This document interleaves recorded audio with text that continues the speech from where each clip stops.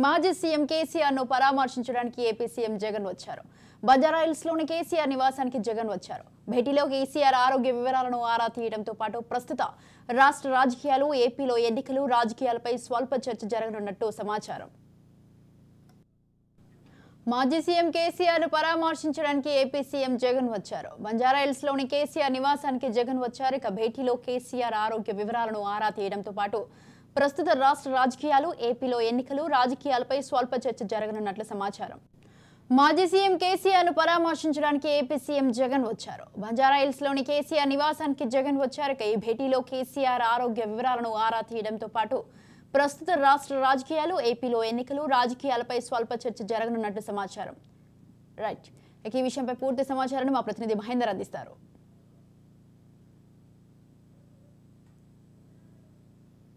ఈ సందర్భంగా సీఎం జగన్ కు కేటీఆర్, బీఆర్ఎస్ ఎమ్మెల్యేలంతా కూడా స్వాగతం పలికారు. మాజీ సీఎం కేసీఆర్ నివాసానికి బయలుదేరిన జగన్ కు పూర్తిగా ఒక మర్యాదపూర్వకంగా ఆయన ఈ రోజు కలుస్తున్నారని అలాగే పరామర్శిస్తున్నారని నిర్ణయించుకునే సమాచారం ఉంది. సో అనుకున్న టైం ప్రకారం, షెడ్యూల్ ప్రకారం ఆయన రావడం జరిగింది. ఇక ముఖ్యమంత్రి జగన్ కు స్వాగతం పలికారు బీఆర్ఎస్ నేతలు. సీఎం జగన్ కు స్వాగతం పలికి బేగంపేటకు చేరుకున్న బీఆర్ఎస్ ఎమ్మెల్యే పల్లా రాజేశ్వర రెడ్డి కూడా వెళ్ళారు. అయితే నందినగర్ లో కేసీఆర్ నివాసానికి మొత్తం మాజీ హోంమంత్రి మహమూద్ అలీ కూడా రావడం జరిగింది. సో ఇప్పుడు ఏపీలో ఎలక్షన్స్ వస్తున్న నేపథ్యంలో ఇప్పుడు ఈ పరామర్శ అలాగే కూడా చర్చనీయాంశంగా మారింది.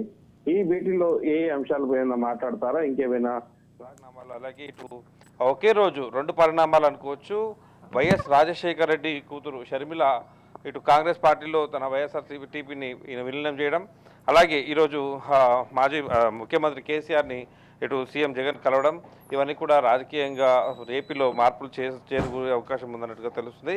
సో గత నెల తుంటి ఆసుపత్రి ఎముక విరిగి ప్రమాదానికి గురైనటువంటి మాజీ ముఖ్యమంత్రి కేసీఆర్ దాదాపు 2 వారాల పాటు ఆయన యశోద హాస్పిటల్లోనే చికిత్స తీసుకున్నారు. తర్వాత ఆయనకు 7 వారాల పాటు విశ్రాంతి కావాలని డాక్టర్ చెప్పిన నేపథ్యంలో ఆయన బంజారాహిల్స్ నందినగర్లోని ఆయన నివాసంలో ఆయన విశ్రాంతి తీసుకున్న పరిస్థితి.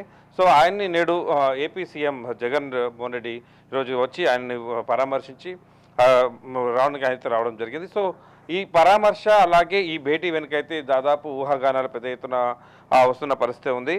ఇప్పటికే బీఆర్ఎస్ నేతలు అలాగే బీఆర్ఎస్ ఎమ్మెల్యేలు, ఇక్కడ బీఆర్ఎస్ వర్కింగ్ కేటీఆర్ అలాగే మాజీ మంత్రులందరూ కూడా జగన్కు స్వాగతం పలికారు. సో ఈ భేటీలో దాదాపు ఈ పరామర్శను మర్యాదపూర్వకంగా కలిసేందుకు వచ్చినట్టుగా దాదాపు బీఆర్ఎస్ అలాగే చెప్పింది, అలాగే వైఎస్ఆర్సీపీ కూడా అలాగే చెప్పింది.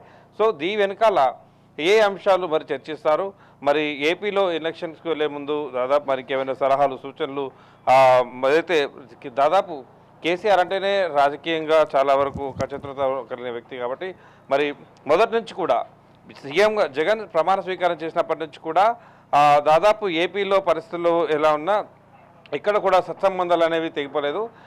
ఎక్కువ కూడా విమర్శలకు దారి తీయకుండానే దాదాపు 5 ఏళ్ల పాటు అక్కడ మొత్తం కూడా పాలన కొనసాగించారు.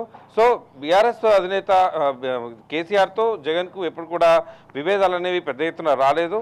పార్టీ పరంగా పార్టీ ఎమ్మెల్యేలు అల్పదల్ప అనుకున్నప్పటికీ నేరుగా ఎక్కడ కూడా వాళ్ళు విమర్శించుకున్నది లేదు. సో నేడు ఆయన ఇప్పటికైతే కేసీఆర్ను ఇక్కడ తొలిగా ముఖ్యమంత్రి ప్రమాణ స్వీకారం చేసిన తర్వాత రేవంత్ రెడ్డి తెలంగాణ ముఖ్యమంత్రి వీళ్ళు కలవడం జరిగింది. తర్వాత సినీ సెలబ్రిటీలు, రాజకీయ ప్రముఖులు వీరంతా వెళ్ళడం. అయితే నెల తర్వాత నేడు అది ఎలక్షన్ ఒకవేళ వైపు ఏపీలో ఎలక్షన్ వాతావరణం వేడికిన నేపథ్యంలో హైదరాబాద్కు జగన్ రావడం, మాజీ ముఖ్యమంత్రి కేసీఆర్ను కలవడం, అలాగే మరి పరామర్శించడం, ఇదంతా కూడా ఈ పర్యటన వెనుక చాలా వరకు కూడా ఒక చర్చగా పెద్ద ఎత్తున జరుగుతుంది.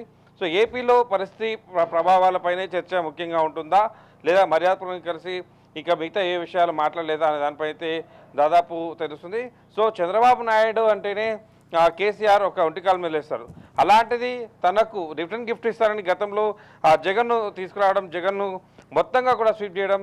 సో దాదాపు మరి ఇప్పుడు అలాంటిది మరి మరోసారి తన సహాయ సహకారాలు ఇంకేమైనా తీసుకొని మరోసారి అధికారం చేపట్టడానికి ఈ భేటీ కూడా ఉపయోగపడుతుందా, ఆ రకమైన చర్చలు కూడా ఈ భేటీలో ఉంటాయనేది తెలుస్తుంది.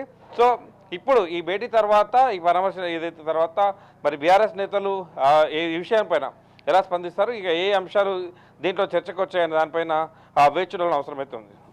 Right thank you Mahender Reddy, thanks for the live updates.